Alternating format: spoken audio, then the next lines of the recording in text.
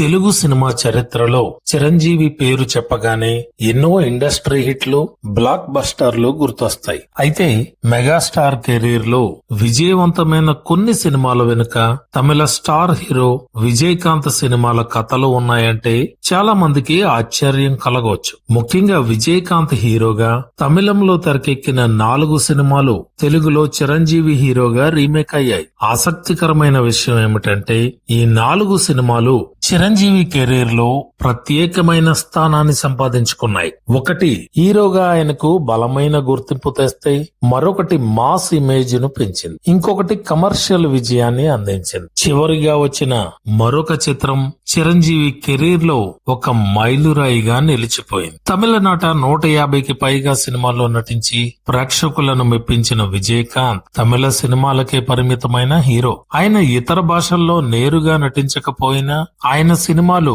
Dubbing, remake రూపంలో తెలుగు ప్రేక్షకులకు పరిచయం అయ్యాయి. ఆ సినిమాల్లో కొన్ని కథలు చిరంజీవికి బాగా సూట్ అయ్యాయి. అలా విజయకాంత్ నటించిన 4 తమిళ చిత్రాలు తెలుగులో చిరంజీవి హీరోగా రీమేక్ అయ్యాయి. చిరంజీవి కెరీర్ ప్రారంభ దశలో వచ్చిన ముఖ్యమైన సినిమాల్లో చట్టానికి కళ్ళు లేవు ఒకటి. తమిళంలో విజయకాంత్ నటించిన సట్టం ఒరు ఇరుట్టారై ఆధారంగా ఈ సినిమా తెరకెక్కింది. విచిత్రం ఏమిటంటే తమిళ వెర్షన్ కు దర్శకత్వం వహించిన ఎస్ఏ చంద్రశేఖర్ నే తెలుగు వెర్షన్ ను కూడా తెరకెక్కించారు. 1981లో విడుదలైన చట్టానికి కళ్ళు లేవు చిరంజీవి 16వ సినిమా. అప్పటి వరకు second hero, villain, bit roles, special appearance లతో పాటు కొన్ని హీరో పాత్రలు చేస్తున్న చిరంజీవికి ఈ సినిమా మరింత బలమైన గుర్తింపును తీసుకొచ్చింది. కథలోకి వెళ్తే విజయ్, అతని అక్క దుర్గా చిన్నతనంలోనే కుటుంబాన్ని నాశనం చేసిన 3 దుర్మార్గులపై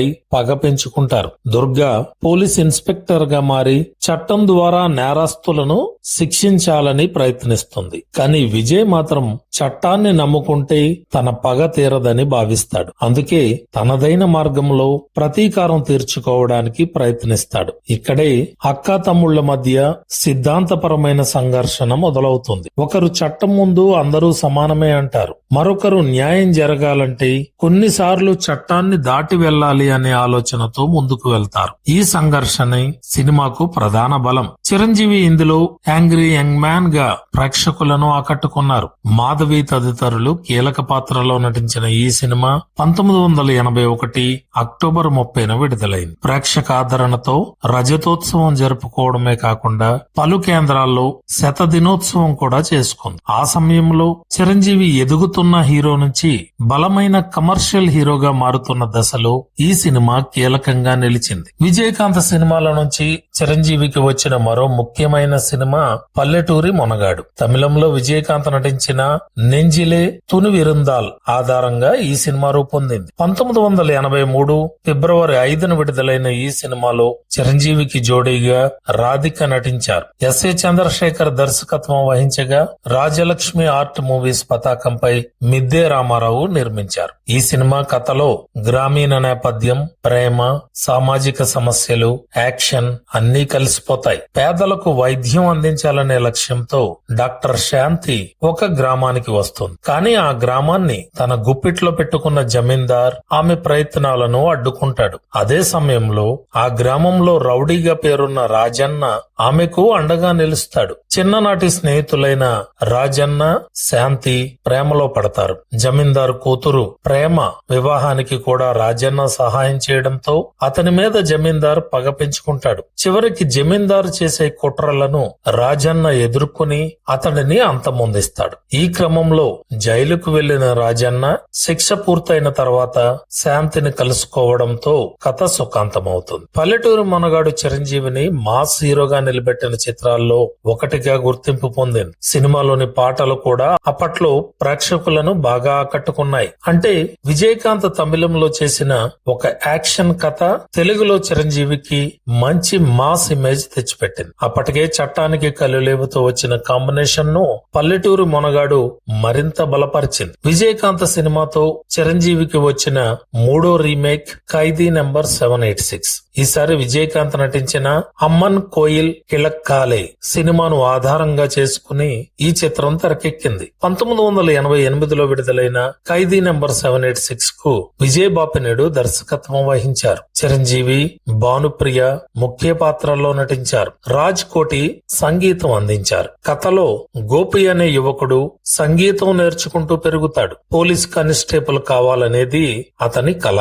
అదే సమయంలో ధనవంతుడైన సూర్యచంద్రరావు కుమార్తె రాధకు గోపితో పరిచయం ఏర్పడుతుంది. మొదట అతనిపై పగ పెంచుకున్న రాధ అతడిని మోసం చేసి నేరంలో ఇరికిస్తుంది. తర్వాత గోపి నిజాయితీ, మంచితనం తెలుసుకున్న రాధ అతడిని ప్రేమిస్తుంది. కానీ ఆమె తండ్రి మాత్రం గోపిని అంగీకరించడు. పరిస్థితులు మరింత క్లిష్టంగా మారడంతో గోపిపై హత్య నేరం మోపి జైలుకు పంపిస్తారు. చివరకు తన నిర్దోషిత్వాన్ని నిరూపించుకోవడంతో పాటు అసలు నేరస్తులను చట్టం ముందు నిలబెట్టడం కథలో కీలక మలుపుగా మారుతుంది. ఇలా విజయకాంత్ సినిమాల నుంచి వచ్చిన కథలు చిరంజీవి కెరీర్ లో ఒక్కో దశలో ఒక్కో విధంగా ఉపయోగపడ్డాయి. కానీ ఈ ప్రయాణంలో 4వ సినిమా మాత్రం అసలు సంచలనం సృష్టించింది. ఇక విజయకాంత్ చిరంజీవి రీమేక్ ప్రయాణంలో అతిపెద్ద అధ్యాయం ఠాగూర్. 2003లో విడుదలైన ఠాగూర్ కు తమిళంలో విజయకాంత్ నటించిన రమణ